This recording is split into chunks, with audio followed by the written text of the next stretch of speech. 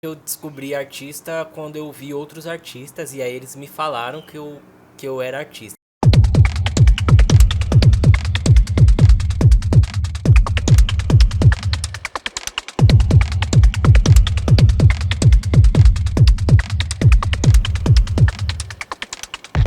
Ah, começou? Olá! Hoje eu tenho um microfone. Bem-vindos a mais um podcast.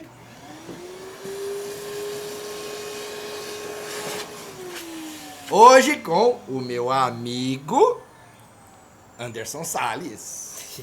É. Plateia pode aplaudir, gente. Muita plateia hoje, tem mesmo público? Então. Anderson.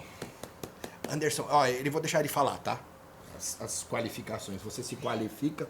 O Anderson, ele é amigo de verdade. O Anderson é artista, muito artista. Quando eu conheci o Anderson já é artista. Ele já era, só que ele...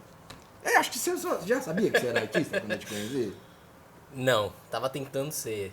Mas você não achava assim, capoeira, né? Depois eu descobri que eu já era. Então vamos lá. Anderson, conta. Quem é o Anderson? Bom, eu sou percussionista e ator, né? E atualmente é engraçado, né? Sou pai também, né? Meu filho tem 1 ano e 1 mês, né? Dessalim. E para além de percussão e teatro, eu faço outras coisas, né? É mais ou menos o que o pessoal hoje em dia chama de artista completo, né? Mas eu sou um pouco humilde nesse sentido. Eu prefiro falar que eu sou percussionista e ator apenas. Eu sou um artista incompleto. Sim, sempre. Isso é Boa bom, essa, isso é boa, muito né? bom, um artista Mas incompleto eu sei sempre. que tirar foto voando. Eu quero saber desse negócio.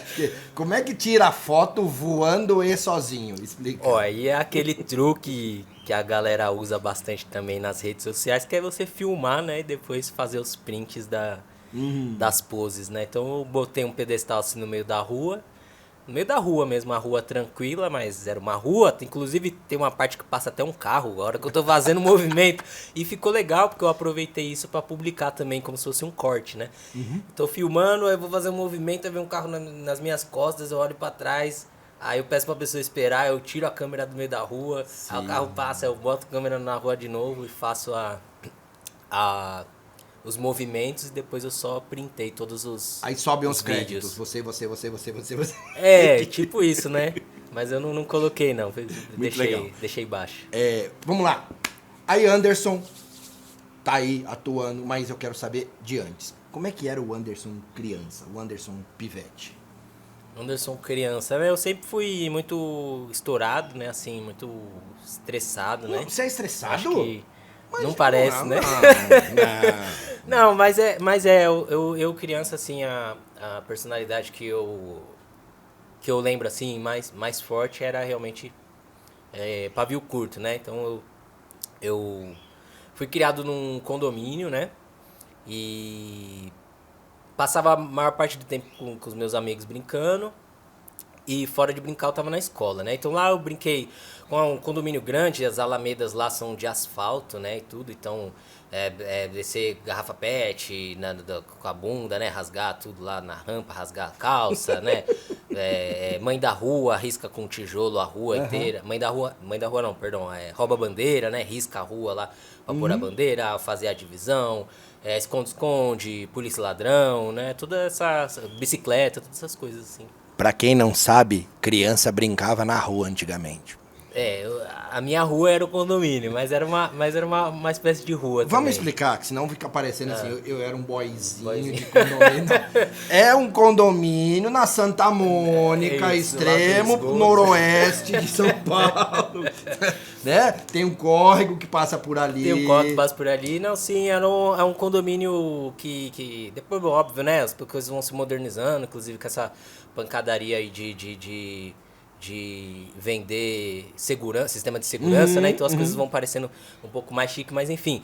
É um condomínio simples, sim, as pessoas dali sempre tiveram acesso à rua, né? A rua também tem acesso ao condomínio, tanto as pessoas quanto o barulho mesmo, né? A gente ficava ali do lado de uma escola de samba, né? Que é o Vovó Bolão, o Praça também de Pirituba, o time de futebol. Então sempre teve muitas festas ali perto, as pessoas entravam e saíam, muitas pessoas da própria quebrada morou lá e depois saiu e foi morar nas casas, enfim, essa transição assim, sempre teve. Então a gente teve uma relação muito forte com a rua, mas eu mesmo, eu ficava bastante tempo no condomínio, brincando, até porque era um espaço legal, onde eu podia fazer tudo, fazer todas essas brincadeiras aí. E o que eu mais gostava mesmo era jogar bola, né? Então eu jogava muita bola lá, tinha quadra lá, a gente fazia campeonato. Então eu fazia o campeonato das ruas, né? Tipo, o pessoal daqui não era muito chegado com o pessoal de cima, que era e da outra. Aí tinham vários times. Nosso time era o Malibu, né? Então, aí tinha nome o time! Tinha nome, Malibu, aí tinham Pequeninos, MDF, outros times lá que eu esqueci o nome. E era engraçado que tinha duas categorias, cada Alameda, né? Cada bloco tinha duas categorias, que era a categoria dos mais novos, tipo assim, 95, 96, 97. Não tinha um nome, isso era dente de leite. Dentinho, sim. Tinha um negócio disso. É mesmo. E aí a gente, todas as turmas tinham duas categorias, né? Tinham 95, 96, 97 jogava junto e o de 94 pra baixo jogava com outra categoria, né? E os nomes dos times eram diferentes. Então na minha Alameda, os mais novos era Malibu, né? E os mais velhos era Nascarto. E aí, beleza. Tá bom. E beleza, a gente jogava e aí a gente fazia os contras e às vezes fazia campeonato também. Aí valia refrigerante e salgadinho. E biscoito também, traquinas, enfim. Meu time nunca foi campeão dos campeonatos. Só ganhava alguns contras, mas a gente era meio... A gente foi freguês aí dos pequeninos durante muitos anos. E tinha muitas tretas, né? Hoje em dia a gente fala com os caras, tudo, né? Depois da adolescência mudou, mas na infância a gente só brigava mesmo. E às vezes de porrada mesmo, assim. O cara tá sozinho lá, passando a noite, a gente ia lá encher o saco. O técnico do time fala assim, ô Anderson, sai do banco, entra lá e dá uma porrada naquele cara. Aí entra lá e pá! Não, você jogava bem. Eu jogava bem. Eu sou canhoto, né? E eu tinha um chute muito... Minha característica era o chute, né? Um chute muito forte. O pessoal... Inclusive, teve uma época que eu joguei no rival, porque quando eu fiz 15 anos, 15 pra 16, eu briguei com todos os meus amigos, né? Aí fiquei de mal desse time. Fiquei com mal desse time. Vou jogar no outro. Os caras me chamaram os caras me chamaram, não, vem jogar com nós. Tipo o federado da Santa Mônica, assim, o federado do condomínio. Tipo isso. E aí eu joguei, inclusive, contra os meus ex-amigos, né? Enfim. Mas minha infância foi isso, jogar muita bola. E na segunda infância, eu já comecei a jogar mais bola fora, né? Segunda infância, adolescência, na verdade, né? Quando eu fiz 17, não, de 16 para 17, na verdade. Eu tinha 16 ainda. Eu tinha arrumado um emprego, depois eu saí desse emprego, que era lá na Berrine, era menor aprendiz e tal. Eu não tava querendo mais ali, eu vazei. Falei, não, vou... Perto? Na época não tinha linha amarela, então pegava o trenzão aí... cedão, assim, era de noite, ainda aquele trem que ele andava assim, né, ele fazia assim. Da hora. Sim. E aí tinha um ventilador que ele... Sim! Era assim, você passava passasse uma Maria Fumaça, ele aspirava... Ele aspirava a fumaça e jogava pra dentro do trem. Então não isso era naquele tempo ainda que a molecada tacava pedra no trem ou não? Cara, eu nunca vi essa cena, não. Porra, era legal. A molecada tacava pedra. A molecada tava aqui, o trem passava lá, ele catava pedra da própria linha do trem, quebrava o vidro do trem. Porra. É isso. Então eu trabalhava lá, era né, eu ficava mais tempo nas viagens de ida e volta do que no trabalho, velho. Que era 6 horas de trampo. Era 6 horas, então era pouco. Era pouquinho, né? Menor. Você trampa quanto? 12 horas, 6 lá no trampo e 6 indo e voltando. Mas era isso mesmo. E aí estudava também nessa época? E estudava também, né? Então estudava... Foi quando eu mudei pra noite, né? Estudava de manhã e na época... Quando eu entrei pra ser menor aprendiz, eu comecei a estudar à noite. E aí, quando eu saí desse emprego, minha mãe falou, você não tá fazendo nada, então você vai fazer um curso. Aí ela me colocou num curso lá na freguesia do Ó, que tem uma igreja lá que é da Nossa Senhora do Ó, e eles só ofereciam um curso comunitário, né? E aí tinha curso de inglês, de informática e outra coisa que eu não lembro. Acho que era técnica, né? Inglês, informática, enfim, não lembro o outro curso. Mas eu fazia inglês. E aí... Lá no curso comunitário tinha muita gente da Brasilândia e do Jaraguá. E aí lá eu conheci um pessoal do Jaraguá que formou um time chamado Ártico, né? Acho que existe até hoje, não sei. E aí eles me chamaram pra jogar. Então nessa segunda infância eu comecei a jogar na rua mesmo, né? Principalmente no Jaraguá. Alguns jogos eram em Pirituba, mas a maioria dos jogos era no Jaraguá. Aí essa época eu de chaveiro de Jaraguá, assim, eu andava pra todos os lados do Jaraguá, as escolas, conhecia todas as escolas, jogava lá. O pessoal às vezes falava, não, vem aí de fim de semana aí pra jogar assim de brincadeira mesmo, né, e tal. Enfim, aí foi essa segunda infância aí, adolescência foi 100% futebol, né? Tentei jogar campo também, mas não deu muito certo, a bola pingava muito, corria pra lá, corria pra cá. É muito grande, ficava meio né? perdido. Não. Mas na quadra eu mandava bem, sim.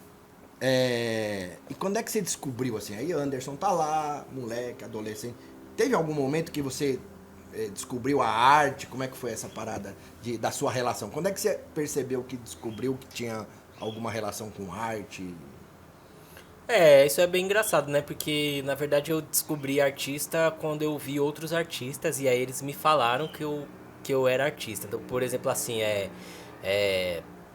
se me perguntarem quando eu aprendi a tocar um atabaque, eu não sei, né? Porque desde criança eu tenho essa influência muito forte do terreiro, né? Ah, Da minha tem uma família. pergunta. Quando foi a primeira vez que você tocou em escola de samba? Que isso é importante. Ah, primeira vez que eu toquei em escola de samba, eu tinha... Ó, primeira vez que eu toquei, eu tinha 12 anos, mas eu não desfilei. É. Eu só treinava caixa lá no Prova de Fogo. Prova de Fogo é uma escola de samba aí de Pirituba, né? Do Mangaló, né? Na verdade. E na época a quadra deles estava sendo ali na Anhanguera. Aí eu com 12 anos, meu primo mais velho, que é músico, né? Ele é percussionista e tal, faz roda de samba e tudo. Ele levava eu e meu irmão pra tocar lá e aí foi lá que eu aprendi a tocar caixa, né? Lá. Mas esse ano eu não desfilei. Eu desfilei mesmo, a primeira vez que eu desfilei foi velho já, eu tinha 18. Primeira vez que eu desfilei eu tinha 18. Aí eu desfilei na Vai Vai. Não, minto, ó, vamos lá. Primeira vez que eu desfilei, eu tinha 15. Foi pelo Prova de Fogo. Aí saiu eu e um amigo meu do Marquete também, da escola. Aí a gente desfilou junto. Prova de Fogo. Mas eu tinha aprendido a tocar no Prova com 12. Aí desfilei com 15 anos, no AMB. Aí com 18 eu desfilei essa foi a primeira vez, Prova de Fogo. Aí com 18 eu desfilei no Vai Vai e no mesmo ano eu desfilei no Vovó Bolão. Aí eu fui campeão pelo Vai Vai, olha só, Simplesmente Elis, 2015. E fui campeão pelo Vovó Bolão também, no mesmo ano, que desfilou lá na Luz. Aí desfilou eu, o meu primo de segundo grau, Denner, né? Que na época ele tinha acho que 10 anos de idade. Acho não, ele tinha 10 anos, exatamente 10 anos. Desfilou o Felipe, meu outro primo, desfilou meu irmão, o Lucas, desfilou um monte de gente. Minha mãe também, não na bateria, mas minha mãe desfilou também. Foi bem legal esse ano aí. Mas interessante é que quando eu entrei é uma história só pra não ficar tão bonito, né? Quando eu desfilei, quando eu desfilei na Vai Vai, primeiro ano, eu entrei lá em 2013, né? Entrei em 2013, aí fiz o teste lá no quartinho lá. Aí o mestre chegou assim, já era o dia do ensaio, já era ensaio técnico. Então tá à noite lá, ensaio técnico, 5.000 pessoas na Bela Vista, lá na rua. Aí tem um quartinho da bateria e na frente onde a bateria fica, em cima onde ficam os músicos. Então o ensaio tava pra começar ali, pá, a galera toda já tava lá pra assistir, bateria já formada, tudo. E aí dentro desse quartinho tava eu, o meu primo Felipe, o Marinho, e mais 2 caras, que a gente tava fazendo um teste pra entrar na bateria. E aí o mestre chegou lá e falou, acabou isso aqui, vamos pro ensaio. Aí teve um mano que falou assim, não, mas tem uns caras aqui que sabem tocar. Todo mundo era caixa ali, né? Todo um cara aqui que sabe tocar. Aí ele, então vai. Aí fez um por um. Aí ele falou assim, esses 2 aqui entra, aí era eu e o Marinho. E o resto volta pra escolinha. Aí, beleza, entramos lá. Aí, nossa, o gelo, assim, ó. A gente vê aquilo desde criança, né? A gente praticamente nasceu ali. E, né, que a família da minha mãe morava lá, né? Quando veio da Bahia, morou lá. Então, a diversão deles era o vai-vai. Então, a gente, desde criança, sonhava com esse momento, né? E um dos meus primos já tinha saído. Pai do meu primo também na bateria, né? Agora, fora da bateria, a família toda já saiu. Aí, beleza. Então, a gente entrou, eu e meu primo Marinho. Eu com 17... Entramos lá na bateria, tocamos um ensaio junto, os breaks assim, a gente parava no susto, caralho, ainda bem que a gente parou e tal, né? Algumas coisas a gente já memorizava porque a gente escutava tanto, já sabia as convenções, beleza. Aí ensaiei, quando chegando no próximo carnaval, o mestre fez alguns testes, né? Então acabava o ensaio, aí Aí a quadra da Vai-Vai era muito pequena, né? Não é que Vai-Vai não tinha quadra, é que a quadra era muito pequena, não comportava as pessoas, então as pessoas estavam na rua. Só que aí pra terminar o ensaio, ele fazia o público abrir uma passarela, a bateria ia tocando e guardava o instrumento na quadra ali, que é o que cabia era o instrumento. Beleza. Então, antes de entrar, ele fez o cortejo, saímos e paramos no meio da rua. Aí ele abriu assim, ó. Abriu a bateria assim. Aí ficou um lado da bateria aqui, umas pessoas outras aqui. Aí ele começou. 5 mil pessoas assistindo. 5 mil pessoas assistindo. Aí ele tirou a cozinha, que é tamborim, ganzá, tudo, tirou a cozinha. Aí tirou o repinique. Aí tirou os surdos. Resumo, deixou só as caixas. Aí tinha uma fila eu tô aqui rindo por isso. e outra fila aqui. Aí o bonito era qual? Era o último de uma das filas. Ou o primeiro, enfim. Mas ele fez a ordem certinha. Ele começou de lá, tirou. Vai para você, para você, para você. E para você, para você, para você. Aí ficou só a minha fila. Para você, para você. Aí quando ficou só eu e mais um cara, mano. Aí eu travei, velho. Aí eu travei. Aí ele olhou pra mim, velho. Aí ele fez assim. Aí eu peguei a caixa, coloquei no chão, peguei a baqueta, coloquei no chão. Tchau. Fui pra 14 bis, pegar o meu ônibus. Meu primo mandou mensagem, onde é que você tá, cara? Eu falei, vim embora, mano. O cara me tirou na frente de todo mundo. Aí meu pai falou assim pra mim, ele falou assim, ó, você não vai desfilar? Eu não sei, mas volta lá. Porque você fez o teste e você passou, e você sabe tocar. Então o negócio lá foi psicológico. Então pra não virar um trauma, volta lá. Aí eu fui na cara de pau, voltei. E se não fosse isso, talvez você não tocasse mais. Se não fosse o quê? Se não fosse você ter voltado, Ah, sim. talvez você nunca mais tocasse. Mas sabe o que aconteceu? Esse ano eu não desfilei mesmo. Porque eu cheguei lá na cara de pau, continuei ensaiando. Só que aí na hora de dar fantasia, os caras ficou meio me enrolando e eu não desfilei. Mas tudo bem também, que aí no outro ano foi o ano que foi campeão, né? Primeira vez que eu desfilei, fui campeão. É verdade. Isso que tem importa, isso. né? Muito legal. E aí, vamos lá, como é que você entrou na... Beleza. Como é que foi? Aí eu... Quer dizer, já tava na arte e você não sabia. Isso, exatamente. Quando é que você falou assim, Na arte, eu não caraca, sabia. artista é um negócio legal. Então eu É legal? Eu me introduzi. É legal, é um custo muito alto que você paga, mas é legal. Então eu comecei na arte pela música, né? Vamos dizer assim. Mas na época eu não me considerava músico, embora eu tocava os instrumentos, tudo. E aí eu, nessa angústia de saber o que eu faço, eu vou ser médico, porque médico ganha dinheiro, se tiver uma pandemia, vai que um dia tem uma pandemia, todo mundo perde o emprego, médico ainda vai ter emprego. Eu pensava nessas coisas, sabe assim? É sério, fim Errado do mundo. não tava. É sério, é sério.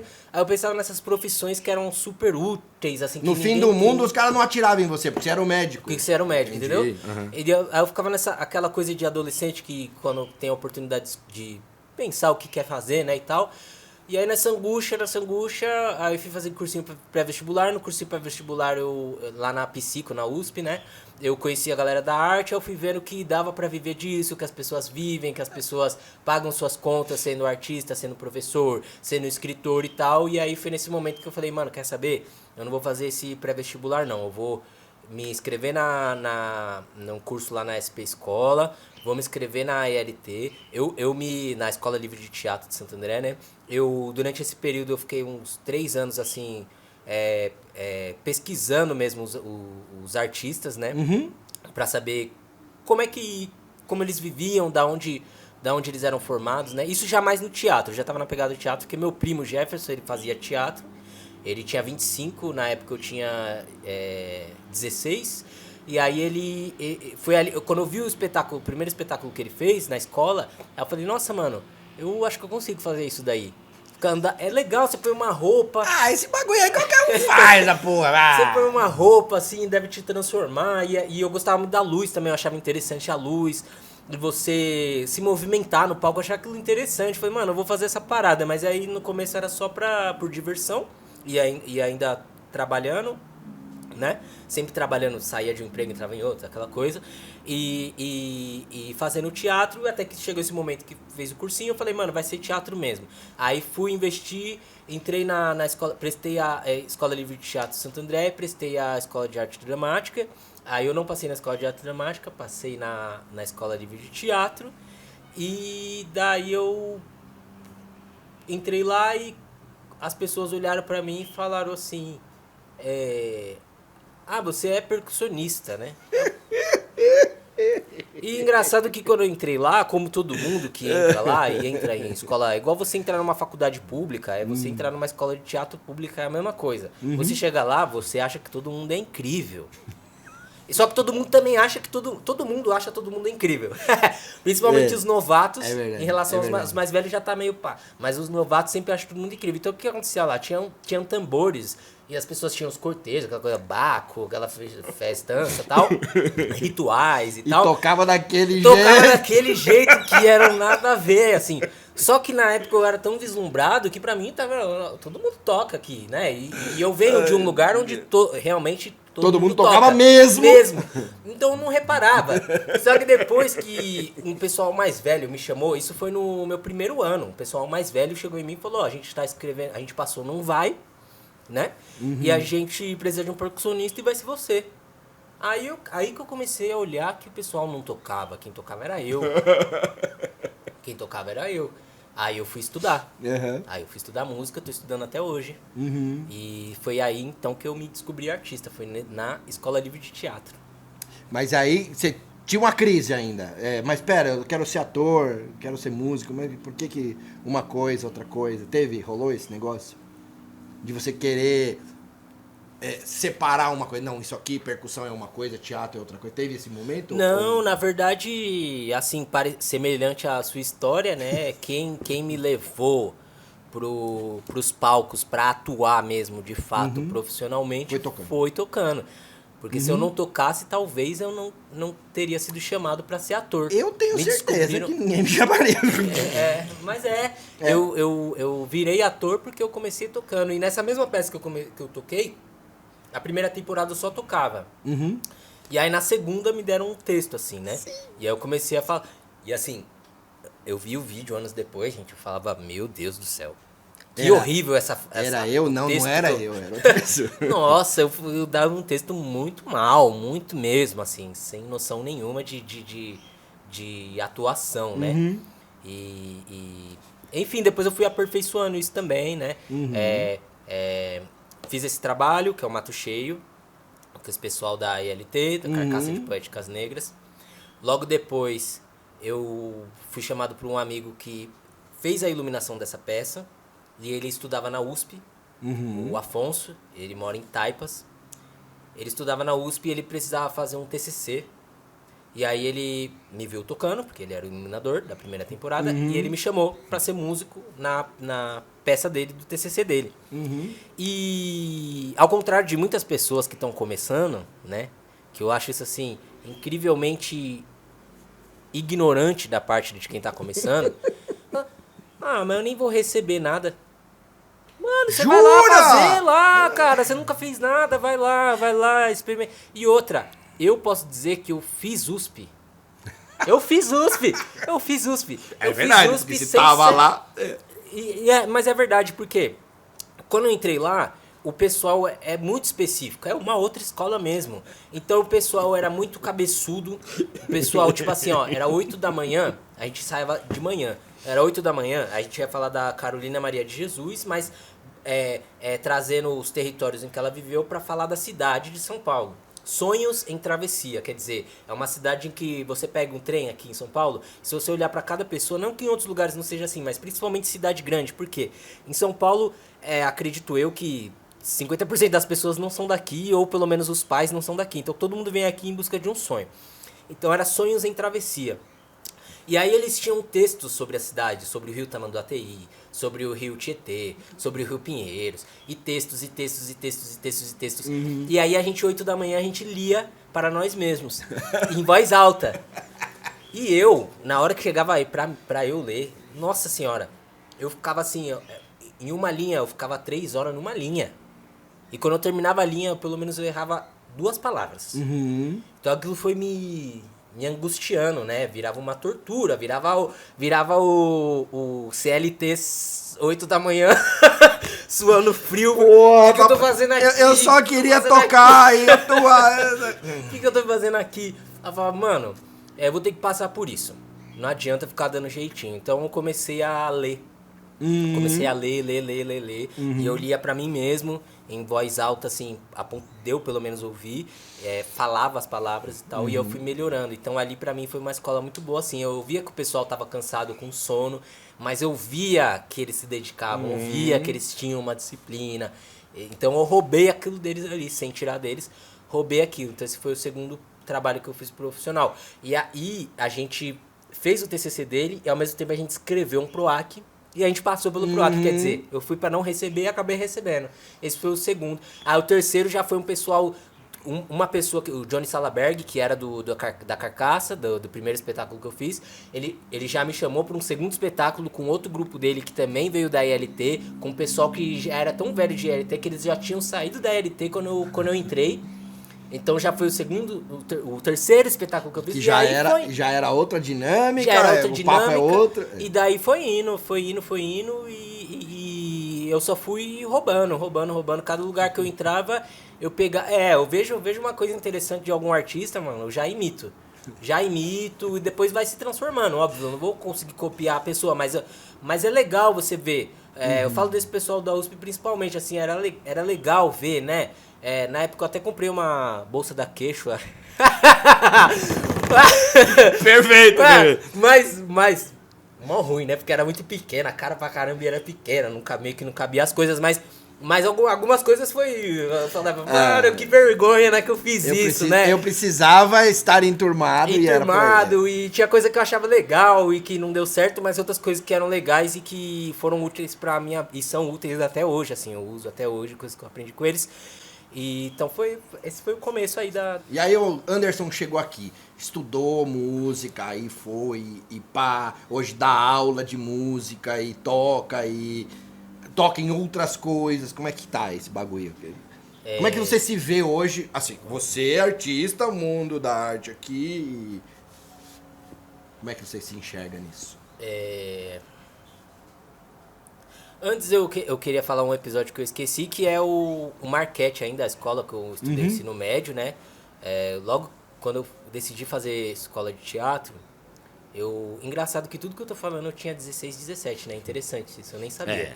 Eu tinha 17, terceiro ano do ensino médio, eu repeti a segunda série, que até a quarta eu estudei no colégio particular, colégio de padre, e aí tinham 2 negros na escola, eu e o Iago. O Iago era desse tamanho, porque ele tinha repetido a primeira série, e aí eu repeti a segunda. Pecado, né? Repetir uma criança de 8 anos, enfim. Aí... A escola era de padre. Ah, deve ser isso. Não falei nada. O Bal, eu conheci ele no ensino médio, quando eu tava decidindo fazer escola de teatro. Não pra ser profissional, né? Que é aquilo que eu falei. Eu tava fazendo, mas eu continuava trabalhando com outras coisas. E aí eu conheci, porque a minha turma foi convidada pra assistir no porão da escola, debaixo de uma quadra. Um porão que tinha várias cadeiras jogadas e tal. Era onde jogava todos os lixos da escola, jogava ali. Jogaram o teatro. E jogaram o teatro também. O teatro limpou aquele lugar, revitalizou e depois foi expulso. Mas enfim, a gente foi lá. A gente foi lá assistir e assim, era só criançada fazendo a peça, tirania. E os moleques do ensino médio, assim, destruíram de zoar. E aí aquilo que me deixou... Eu falei, mano, olha só, os caras tão zoando e a galera vai fazer a peça. Eu achei isso incrível. Eu não tive coragem, porque na época eu era muito tímido, de falar com vocês. Mas eu achei fantástico. Eu falei, é isso mesmo, é isso. Isso era o quê? 2013? 2013 foi o primeiro ano que eu fui. Foi quando eu me inscrevi na escola de teatro. Foi depois de ter visto a peça de vocês. Teve a influência do meu primo também, mas coincidentemente foi logo depois que eu vi vocês, eu me inscrevi. Beleza. Hoje, pós-pandemia, né? Vamos falar desse momento pós-pandemia e rede social. Eu me vejo assim, e já meio que pulando para futuro também. Eu me vejo um artista solitário, sabe? Um artista sozinho, que tem que, vamos dizer, pular de galho em galho, mas principalmente desenvolver as minhas coisas, né? Desenvolver as minhas coisas, porque... não sei porquê, na verdade, mas eu tô sentindo esse movimento, né? De cada vez mais individual, mas ao mesmo tempo não é individual porque a gente hoje em dia, acredito eu que com a rede, né, você consegue ter mais acesso às pessoas, né, e você não precisa estar num grupo estouradão, um grupo fodão, ou trabalhando com um diretor tal para você ser alguém, né, hoje em dia tem muitas pessoas incríveis que não necessariamente passaram pelas escolinhas que todo mundo passou, Sim. que fez o mesmo roteiro que todo mundo fez. Não, hoje em dia, gente, você entra na internet lá, você vê um cara da China fazendo uma arte, você vê um cara da Indonésia fazendo uma arte, você vê um cara do Peru fazendo uma arte, você vê um cara da Paraisópolis fazendo uma arte, você vê tudo, todo mundo tá aí, então a gente tem mesmo que ir lá e fazer as nossas coisas, não tem muito mais protocolo, mas eu sou completamente formado pelos grupos e pessoas que eu passei, né? E hoje eu me considero um artista independente, né? Eu tenho um grupo de choro que chama Quinteto Parafuso, fundado pelo Gabriel Pérez na EMESP Tom Jobim. É um grupo de chorinho, que eu estudei lá na EMESP e comecei a tocar chorinho lá. Tô fazendo alguns trabalhos de chorinho para outros grupos, né? Tocando pandeiro. Tô aprendendo ainda, né? Tô estudando essa área que não é minha. Pandeiro não é minha área, né? Eu sou mais dos tambores mesmo. Então hoje eu toco bastante chorinho. Além do grupo do Quinteto Parafuso, eu me considero, né, parte do Teatro Silva. Então sempre que a gente tem algum trabalho aí que eu possa estar presente, eu também estou. E a Malta Teatro de Nação, que eu conheci em 2022, o Rodrigo Diodé, que veio lá do Rio de Janeiro, ele chegou aqui, precisava de pessoas, artistas negros, capoeiristas, ou que tivessem na disposição de uma prática corporal, né? E esse cara foi fantástico pra mim, porque ele trouxe um conceito que chama, óbvio, não foi ele que inventou, mas ele deu esse nome, e outras pessoas também podem ter dado esse nome, enfim, que é sabedoria muscular. Memória muscular. Que era tudo que eu sempre tive, Mas não tinha nome. mas eu não sabia dar o nome. Então quando eu conheci ele, pra mim foi batata, cara. Eu falei, é isso, a sabedoria muscular, essa que é a minha pegada no teatro, mas não desistir da fala, acho muito importante saber falar, saber ler, né? É muito bom você ver uma peça que tem um texto bem dado, mas a minha pegada mesmo é a dança, é o corpo, é a performance. Então hoje eu sou esse artista que tá procurando pesquisar cada vez mais as minhas potencialidades e juntar com pessoas que estão com uma filosofia ali parecida com a minha, né? A minha expressão, ela é corporal, a minha expressão, ela é musical, assim. O filme que Isso você eu gosto de fez fazer. veio daí. O filme que eu fiz veio daí, né? Que ele me conheceu, a gente formou junto, ele chamou uma banca, assim, do teatro paulistano, negros, negras e tal. Primeiro dia foi uma beleza, segundo dia só tava eu. Dá pra entender. E, gente, eu vou falar pra vocês, ó. O recado era pra dar depois, mas eu vou dar um recado. Que bom que vocês não foram. Porque aí verdade. o holofote vem pra mim. É verdade. Muito obrigado a todos vocês que faltaram. Graças a vocês, eu estou aí nas pistas. E a gente... As pessoas que se acham muito importantes, né? Tem gente que é muito importante, é verdade. Eu até desisti de entender por que não foi, sabe? Eu desisti. Tá assim, tudo bem, né? Falar, deixa pra lá. E daí ele me indicou pra fazer esse filme, né? Porque ele foi chamado pra fazer, ele fez o personagem principal. Falaram, mano, a gente precisa de uma pessoa pra fazer o foragido, né? E tal. É um filme que conta a história de um capataz. Capataz não, capitão do mato. Que ele tava aposentado e ele tinha a terrinha dele, que o patrão deu, né? Tipo assim, ó, você se aposentou, você tem sua terrinha, você vai cuidar da sua terrinha aqui e esperar a morte aí tranquilamente. A esposa dele tinha falecido já, e ele tinha uma cruz enterrada no quintal, que era em homenagem à esposa dele, e tinha um relicário também, que era uma foto da esposa dele. E ele, do nada, chega lá um capataz e fala assim, ó, o patrão quer que você faça um último serviço. Não, mas eu parei e tal. Ah, você não vai fazer não? Ele fala, não, beleza, eu faço. Você vai ter que achar o fulano de tal. E aí esse fulano de tal é o foragido que é o personagem que eu fiz. E E beleza, aí o cara vai atrás desse foragido, aí ele dirige um carro que para no meio de uma encruzilhada, e aí ele começa a ter visões da esposa dele, ele vai seguindo essas visões da esposa dele, ele começa a ver umas cruzes, ele começa a seguir, ele fica meio alucinado, até que ele acha esse rapaz. Aí quando ele acha esse rapaz, tem uma cena que ela é onírica, assim, né? É uma espécie de sonho, mas ao mesmo tempo não é um sonho. Aquilo aconteceu de verdade. Que é uma cena de capoeira. E aí, meu, fui eu, ele e o cara que tocou é o Mestre Zelão. Pô, o cara já. O Mestre Zelão conheceu o meu mestre de capoeira, o Mestre Coruja, né? Capoeira Mangaló. Mestre Coruja. O Mestre Zelão viu o Mestre Coruja criança. Então, assim, pra mim foi maravilhoso. Sentindo em casa, Nossa, totalmente. foi maravilhoso. E depois conversar com eles, ouvir os dois falando, assim, o Zelão e o Rodrigo, foi incrível. O Zelão tocou e o Rodrigo jogamos a capoeira. Aí, beleza. Aí o personagem dele, né, o capitão, acorda, depois dessa cena da capoeira, o foragido dá um chute na cara dele, e aí ele acorda enfaixado dentro de um quilombo. Aí ele sai ele reconhece ali o lugar, tal, tem aquele tempo, ele sai, vai lá pra fora e tem um pessoal almoçando no quilombo, numa mesona. Sim. Aí a dona a mãe, assim, do quilombo chama ele, né? A líder, né? Chama ele, fala, senta aqui e tal. Ó, você vai comer, mas você vai embora porque aqui cobra não se cria. Aí ele come, aí ele vai embora, quem leva ele até vamos dizer assim, até a entrada do quilombo é o foragido. E aí, que é a última cena do filme.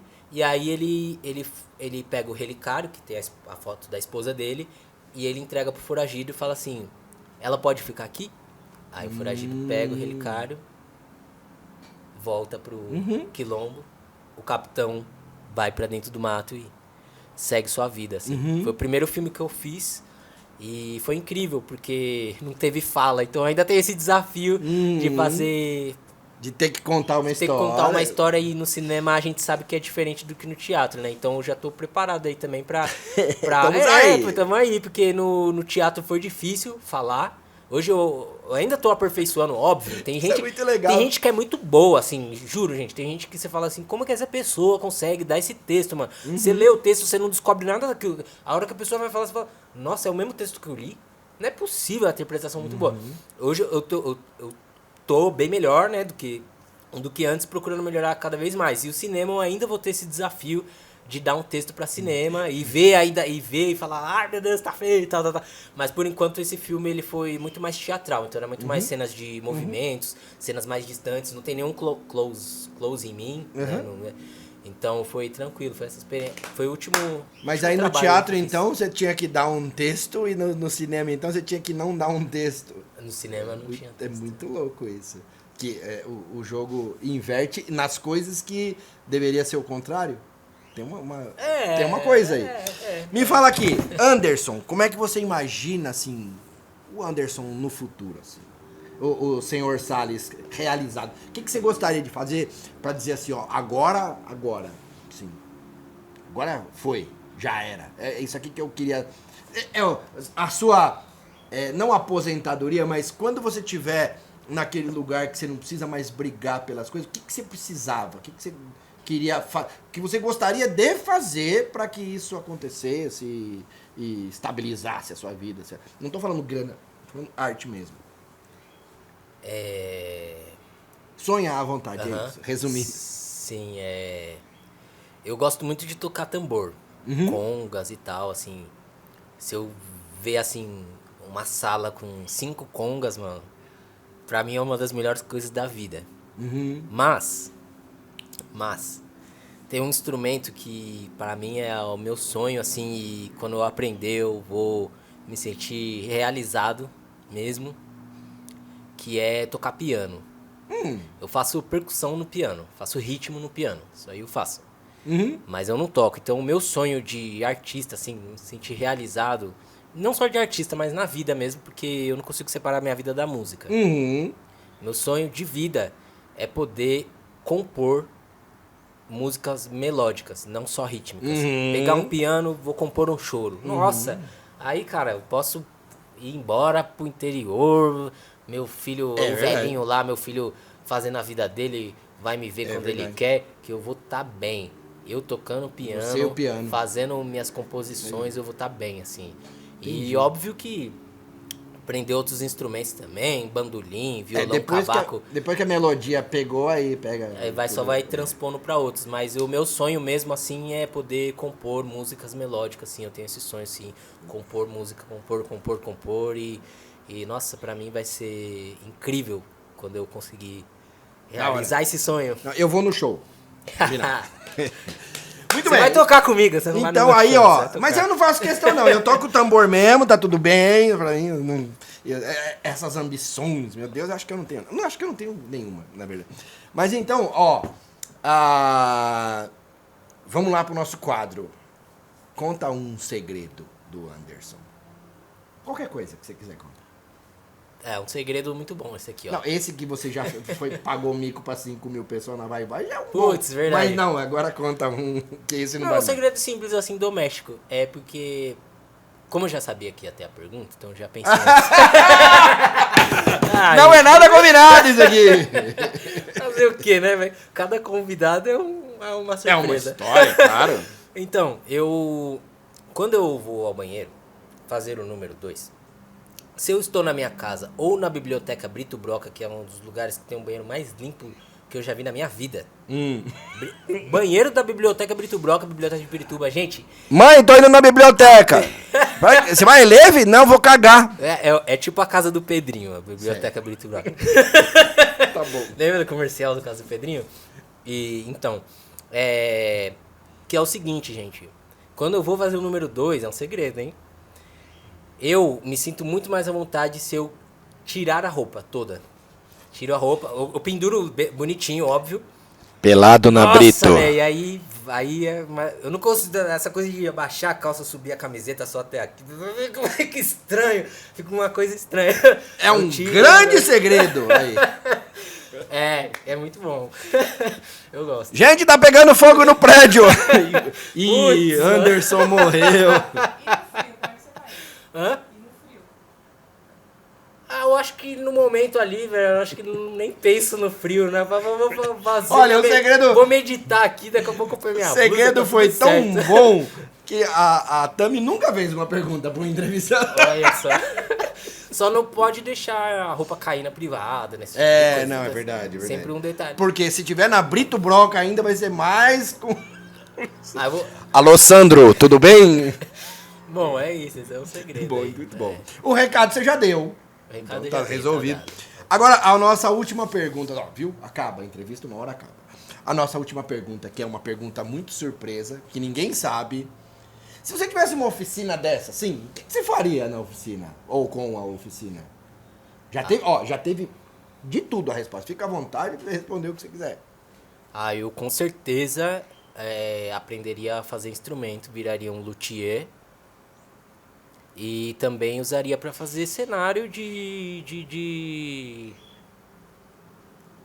performance, né? Eu acho que eu ia fazer instrumentos, não só musicais, mas instrumentos para eu usar nas artes do dia a dia aí. Uhum. Eu ia ficar criando, cara. Eu ia ficar criando. Igual criança pega o papel e fica rabiscando assim. Eu ia fazer isso com a Rabiscar oficina. madeira, rabiscar lata. Vixe, Maria. Muito legal. É. Anderson, muito obrigado. Obrigado Foi muito vocês, legal. obrigado Essa vocês. entrevista era para ser uma das primeiras que a gente ia fazer. Rolou. E agora, obrigado.